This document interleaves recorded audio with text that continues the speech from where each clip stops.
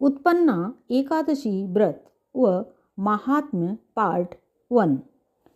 हरिशक्ति प्रगटी रखनारी का रूप, उत्पन्न के नाम से तारे रंग और भूप।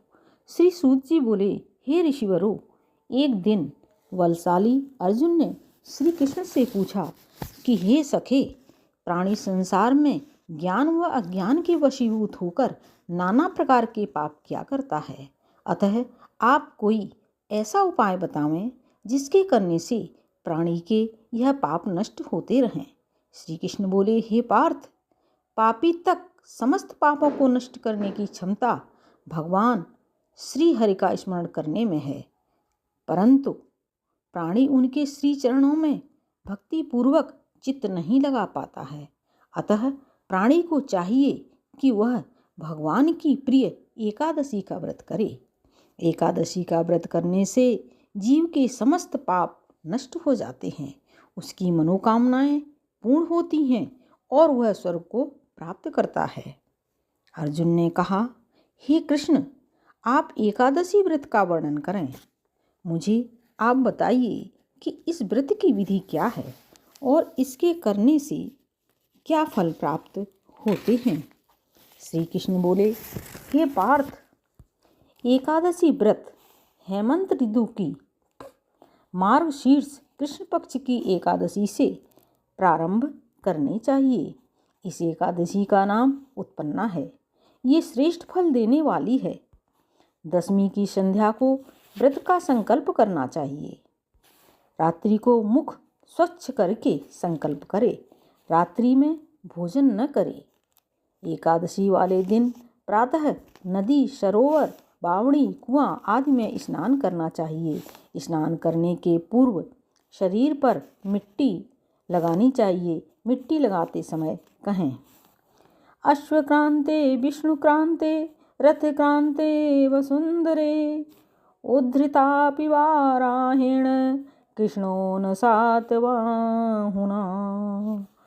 मृत्तिके हर में पाप यन्मया पूर्व संचितम त्वया हतेन पापेन गच्छामि परमां गतिम। स्नान करने के पश्चात पतित, चोर, पाखंडी, दूसरे की बुराई करने वाले, पर स्त्री गमन करने वाले, दुराचारी, दूसरे का धन हरने वाले, मंदिरों में चोरी करने वाले आदि मनुष्यों से वार्ता नहीं करनी चाहिए। यदि अचानक इनसे सामना हो जाए तो पाप को नष्ट करने के लिए सूर्य के दर्शन करने चाहिए। स्नान के बाद धूप, दीप, नैवेद्य से भगवान श्री हरि की पूजा करनी चाहिए। रात्रि को दीपदान करना चाहिए। यह समस्त कर्म भक्तिपूर्वक करने चाहिए। रात्रि में निद्रा और मैथुन को त्याग दे रात्रि भजन, सत्संग आदि कर्मों में व्यतीत करनी चाहिए। ब्राह्मणों की दक्षिणा देनी चाहिए और उनसे क्षमा याचना करनी चाहिए। शुक्ल और कृष्ण पक्ष की दोनों एकादशियों को समान समझना चाहिए। उनमें भेद मानना उचित नहीं है। इस प्रकार नियमानुसार जो प्राणी एकादशी व्रत धारण करते हैं वे अनंत फल प्राप्त करते हैं। उनको महान पुण्य लाभ होता है।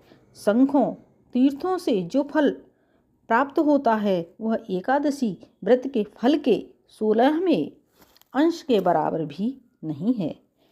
व्यतीत पात योग, संक्रांति, चंद्र अथवा सूर्य ग्रहण आदि के समय कुरुक्षेत्र स्नान से जो पुण्य प्राप्त होता है वही फल एकादशी व्रत से मिलता है। अश्वमेघ यज्ञ से 100 गुणा फल एकादशी व्रत से मिलता है। 1 सहस्त्र तपोधारियों को 60 वर्ष तक जिमाने में जो फल मिलता है वह एकादशी व्रत से सहज ही प्राप्त हो जाता है। वेदंग ब्राह्मणों को सहस्त्र गोदान करने से जो फल प्राप्त होता है उससे 10 गुना एकादशी व्रत करने से प्राप्त होता है। 10 उत्तम ब्राह्मणों को भोजन कराने से जो पुण्य लाभ होता है उससे 10 गुना फल एकादशी व्रत से प्राप्त होता है। 10 ब्राह्मणों को भोजन कराने से जो पुण्य मिलता है उतना एक ब्रह्मचारी के भोजन कराने से होता है। इससे 1000 गुना पुण्य कन्यादान और भूमिदानी दान से प्राप्त होता है। कन्यादान और भूमिदान के पुण्य से 10 गुना पुण्य विद्यादान से मिलता है। विद्यादान से 10 गुना पुण्य अन्नदान से होता है। अन्नदान के बराबर संसार में कोई पुण्य नहीं है। इस दान से स्वर्गीय पितृ तृप्त हो जाते हैं। इसका महात्म्य देवता भी वर्णन नहीं कर सकते। निर्जल व्रत करने का आधा फल एक बार भोजन करने के बराबर होता है। एकादशी व्रत करने पर यज्ञ दान तप के फल मिलते हैं, अन्यथा नहीं। अतः एकादशी व्रत करना चाहिए। इस व्रत में शंख से जल नहीं पीना चाहिए। मछली, मांस तथा अन्न व्रत में वर्जित है। एकादशी व्रत का फल 1000 यज्ञों से अधिक है। भगवान के मुख से यह श्रवण कर अर्जुन बोले, हे भगवान, आपने एकादशी व्रत को इतना फलदायक बताया है, उसके विषय में मुझे शंका है। आप कृपा कर मुझे बताएं कि एकादशी व्रत को इतना महत्व कैसे प्राप्त हुआ। श्री कृष्ण बोले, हे पार्थ, एकादशी भगवान श्री हरि की आदि शक्ति है, इसी कारण उसे इतना महत्व प्राप्त है। बोलो एकादशी माता की जय।